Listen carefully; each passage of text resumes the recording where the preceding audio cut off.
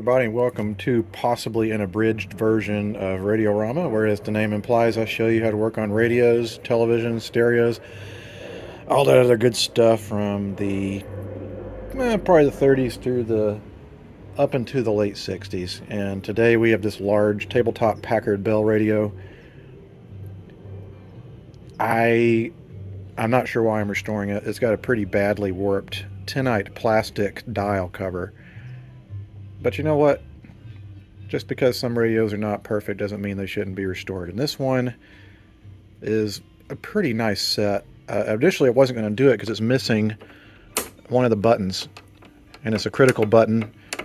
I believe it's the one that actually engages the AM band. The rest of these are all presets. And I think one might be for phonograph input. But then we had a member who came yesterday to drop off some donations, and one of the things that he had was the same chassis to that radio, and here it is, the missing buttons that I need. It's kind of a significant tabletop. It's got 10 tubes, and this one, according to the person that donated it, came out of a console. So Packard Bell would sell a console that had a record player and a tabletop set. So the reason it's got a lot of tubes, and it's kind of the same amount of tubes you'd expect to see in a console radio. I'm going to have to admit, yesterday I kind of replaced a few parts in it just to get it up and running. And we also tested someone had overhauled it probably sometime in the 60s. And we took a look at a lot of the capacitors, and they're actually plastic film caps, and so far they all test pretty good. There's a bunch of original caps still in there, so this is going to be kind of a hybrid restoration process where we're going to leave a lot of the replacement caps alone. I've replaced the electrolytics already. So anyway, we're going to take it apart. Alright, so here's the guts, and I did a little research. There is a tag on the back of this. It says it's a Packard Bell Model 51, made in 1939. That seems about right. And as noted, I have replaced all the electrolytics that were in here. I also replaced the across-the-line caps with the correct type of capacitor. It's push-pull 6v6 output, that's going to make some nice thumping bass in the speaker, of which it does have a very large speaker. These are all of the aforementioned plastic film caps, and there is something that's fascinating and a little bit troubling, is that one of these, and it's not even something I would expect to have a lot of juice going across it, but this cap has a crack in it. That definitely needs to be replaced, and I'm not sure why it's cracked.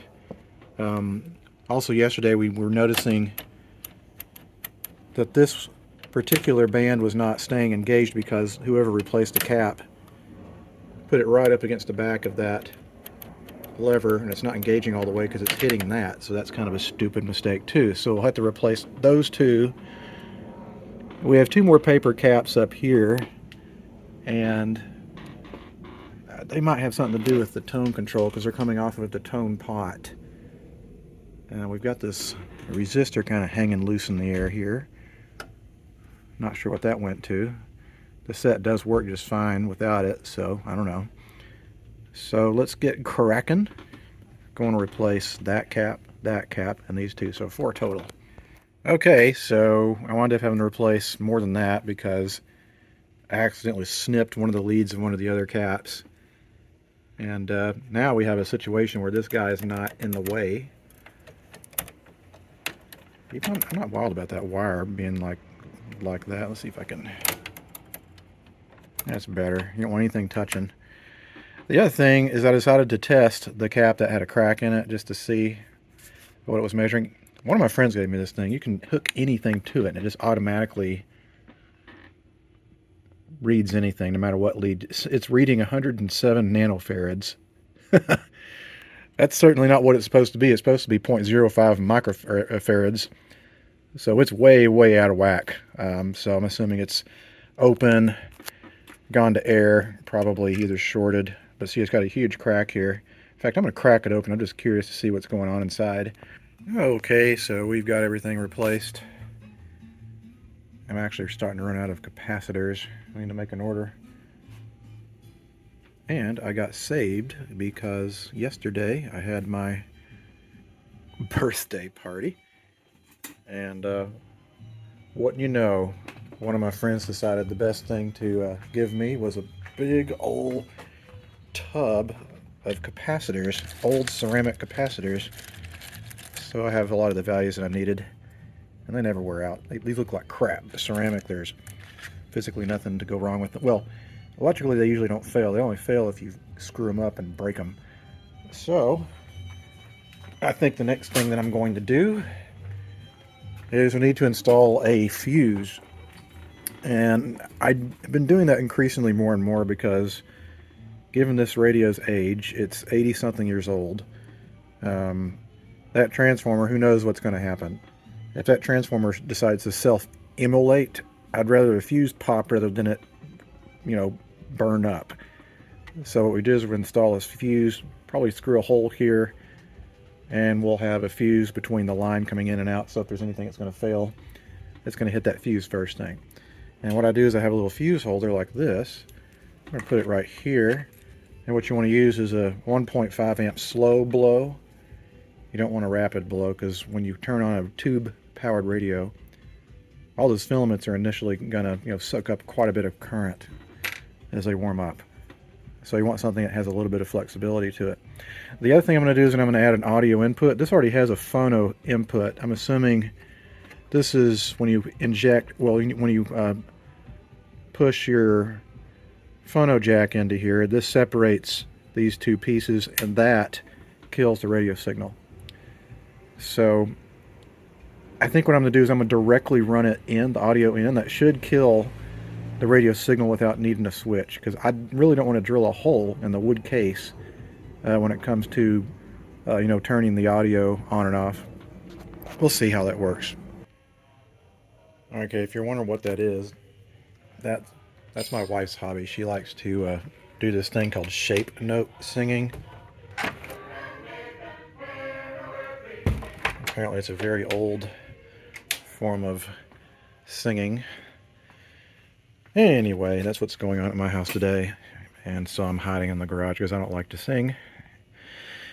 And do not think I sound like a good singer. But anyway, here is the fuse installed. So that'll protect our set from frying itself if it so chooses to do so. And I have my audio cable running in. I put a little grommet through this hole so it doesn't chafe. And we have the right and left channels split into basically to make true mono, and then the other side goes to ground. And we're going to do a test, make sure we're firing on all cylinders and everything still works, and that the audio works through the Bluetooth receiver.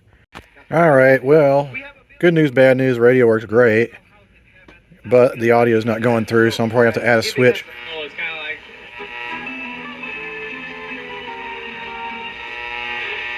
diagnosed. I'm Trey Thomas. My most valuable player is head coach. Mention spoke on CB. It's a very sensitive radio, which it should be with that amount of extra tubage going on. Anyway, let's add an audio switch. Okay, I just ran it directly to the volume pot. There's enough impedance coming off of the Bluetooth receiver to kill the radio signal automatically. So when I unplug it, it'll just restore radio.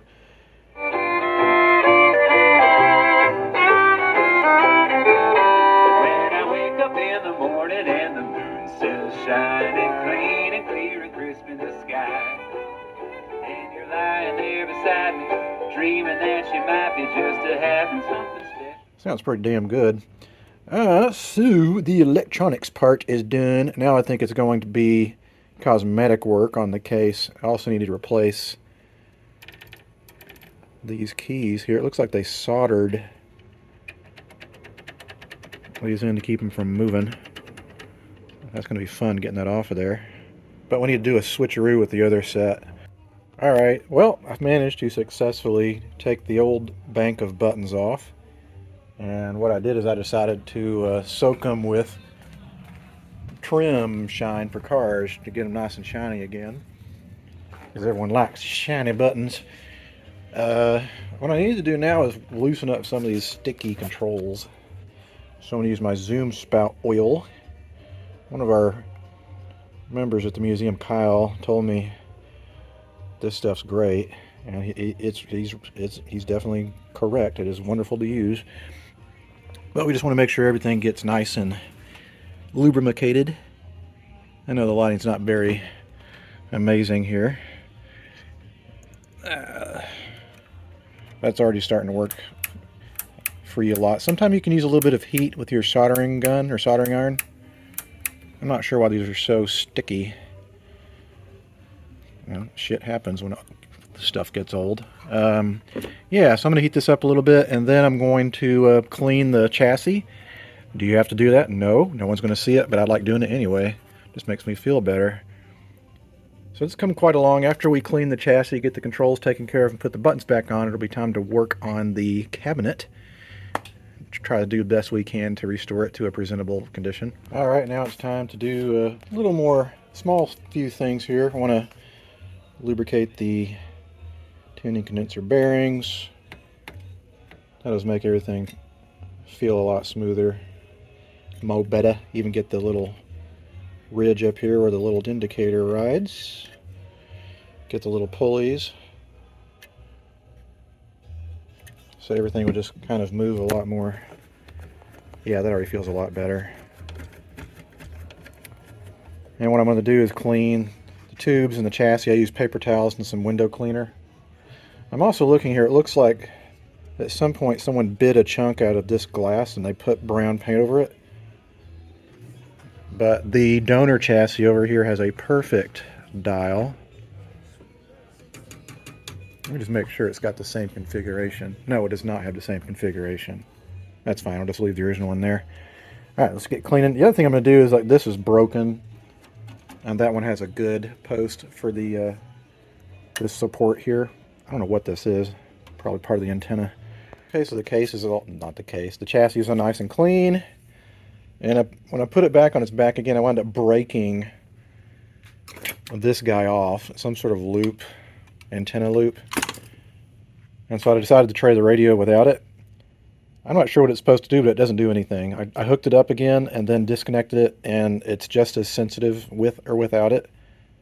So I'm not concerned about that. I'm just going to leave it off since it seems like it gets easily bent. Now it's time to take the case out to the driveway and start working on it to clean it up, make it look halfway decent. And I'm going to use the same products that I use on all my radios, which is probably going to be a combination of Howard's Old English and car wax. This thing is going to need everything it can get because, again, we have a kind of a messed up, warped tinite dial cover. Here we go, we got Old English. By the way, I can't remember the company that makes this stuff, but their labels fall off because the oil in this product makes the label come off. So if any of you executives from that company are watching, hint, hint, wink, wink, maybe you should make the label out of plastic. On second thought, maybe not. We have enough plastic floating around in the ocean. But you just want to go over the whole thing liberally, apply lots of it, soak the finish, and it'll make up for all the unevenness. See, I think the finish is in good shape for its age. I'd hate refinishing things because as soon as you do it, you lose that set's part of its history. I mean, look, there's a cigarette burn there. Old Uncle Harry came over and he got drunk and he decided to smoke cigarettes. Or something like that. I don't know. Probably wasn't that exciting. Okay, now the next stage. We see we have the set has been thoroughly gone over. Is to go over it with some car wax. I use Meguiar's Car Nuba paste wax. I don't use the synthetic stuff. And that'll lock in that finish and bring back the original gloss that it had, because this is only temporary. That once that oil evaporates, it'll look like it did before. All it does is fill in the color and fill in the scratches and stuff. All right, we got it cooking now.